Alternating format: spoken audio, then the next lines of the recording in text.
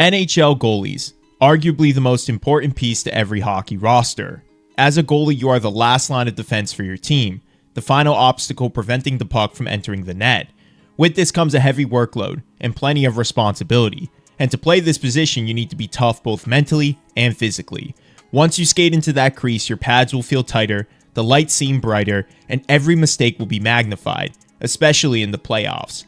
Every goalie feels these sensations, but what separates an average goalie from an elite one is how you respond. In today's NHL, a goalie's shelf life seems shorter than ever.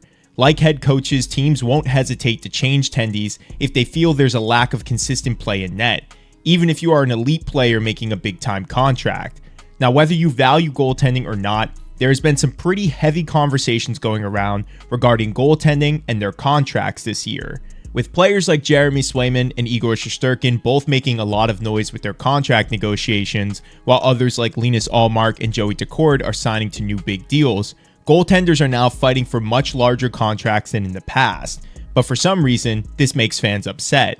So if goalies are so important to a team, why are fans and organizations undervaluing their tendies during contract negotiations? Well, today, let's break down goaltenders in the NHL, their contracts, and whether or not these players at this position should be compensated at higher or lower rates.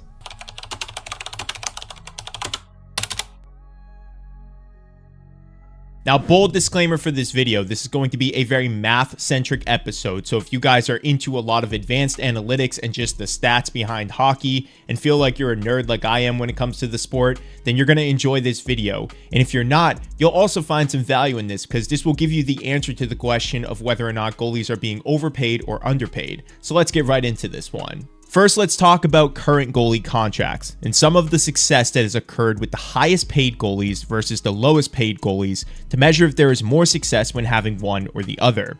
Now, what we're going to do is we're going to try to keep this centric to the 21st century, specifically stopping at 2010.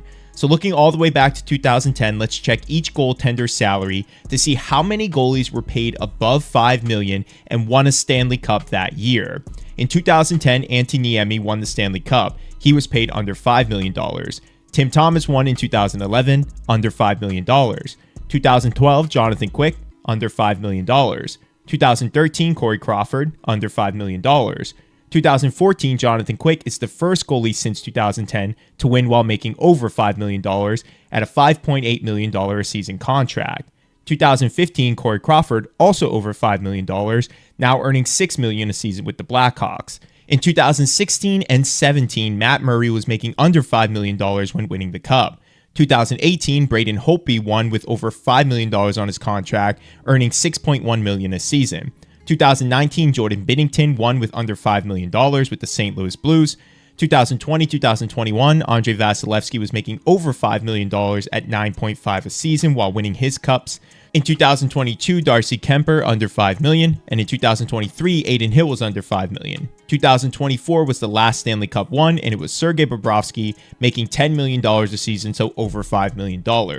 Since 2010, only 3 of the 15 goalies we just talked about managed to win a Stanley Cup while making more than $5 million in the same year. Of those 3, 2 of them were Andrei Vasilevsky, and 1 was Sergei Bobrovsky this past year. This is a big reason why organizations hesitate to pay elite goalies such big contracts.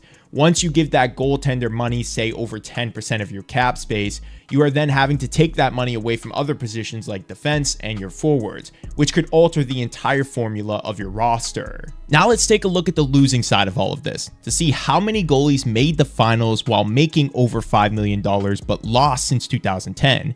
This way we can see if there's any correlation between losing in the finals or winning in the finals compared to how much your goalie is making a season. So looking back at 2010 with the Philadelphia Flyers, Michael Leighton was making under $5 million. 2011 with the Canucks, Roberto Luongo, over $5 million. 2012 with the Devils, Martin Brodeur, under $5 million. 2013 with the Bruins, Tuukka Rask, under $5 million. 2014 Henrik Lundqvist with the Rangers, over $5 million. 2015 with the Lightning, Ben Bishop, under $5 million. 2016 with the Sharks, Martin Jones, under $5 million. 2017 with the Predators, Pekka Rinne, over $5 million. 2018 with the Knights, Marc-Andre Fleury, over $5 million. 2019 with the Bruins, Tuukka Rask, over $5 million. 2020 with the Stars, Anton Khudobin, under $5 million. 2021, Carey Price with the Canadiens, over $5 million. 2022, Andrei Vasilevsky with the Lightning, over $5 million. 2023 with the Panthers, Sergei Bobrovsky, over $5 million. And 2024 with the Oilers, Stuart Skinner, under $5 million. Now let's take a look at the numbers. Of the winners, 6 out of 15 goalies had an AAV above $5 million a season and won the Stanley Cup that year. This would be 40% of the total number.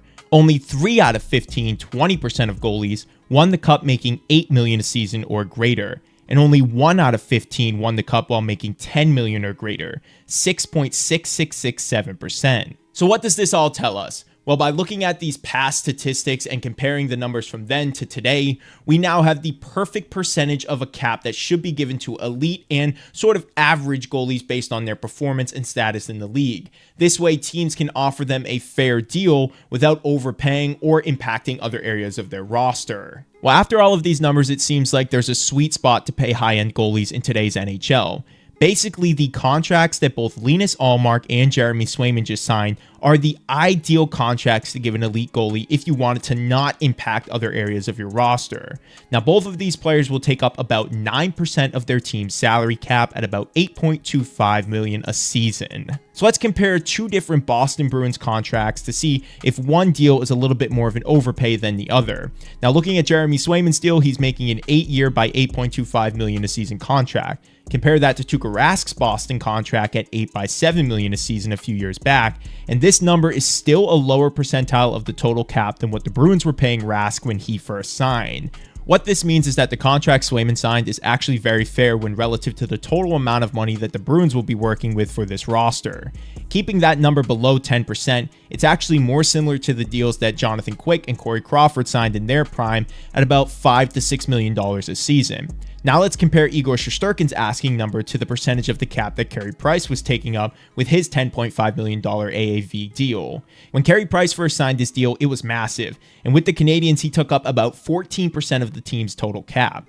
Now for Igor Shesterkin, a comparable number would be around $12.5 million, taking up around 14.2%, same as Connor McDavid. If he goes north of $12.5 million, he'll be taking up around 15% of the cap, something no goalie has ever done, and similar to the numbers that Draisaitl and McKinnon are having right now with the Colorado Avalanche and Edmonton Oilers. Now that we've seen all the numbers, we've seen the comparables, we can now make the solid determination and range for the percentile of cap that a goaltender should make for any team. This will go from above average goalies all the way to top 3 elite ones. So no goalie in NHL history has won a Stanley Cup making 12% or more of the team's total cap space, and only 3 have won a cup making above 11% of the cap space since it was introduced. So the total percentage that elite goalies would need to make based on all of these numbers is, drum roll please, anywhere between 8 to 10.5% of the total cap.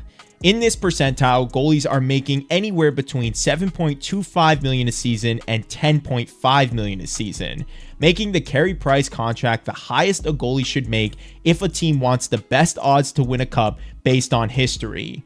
Quickly, there are only 8 goalies who fall into this range currently signed in the NHL.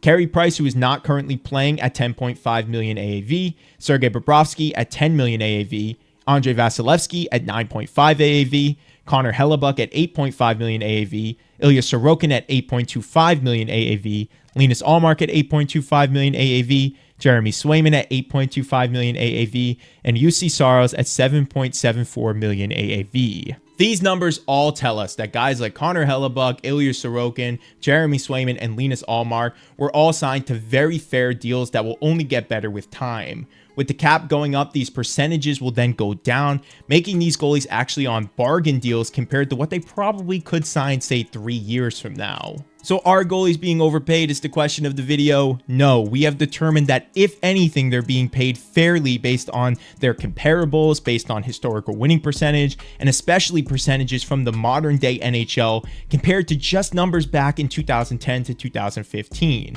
But let me know what you guys think about all of this. I want to discuss this further with you guys about the idea of goalies being overpaid. I know we were talking about a lot of numbers, percentages, and using the cap table a lot in this video, and that can be very confusing. So if you guys have any questions or just want to voice your concerns or thoughts, make sure you do that in the comments below. As always, make sure you like this video and subscribe to the channel for more content like this. I will see you guys in the next one.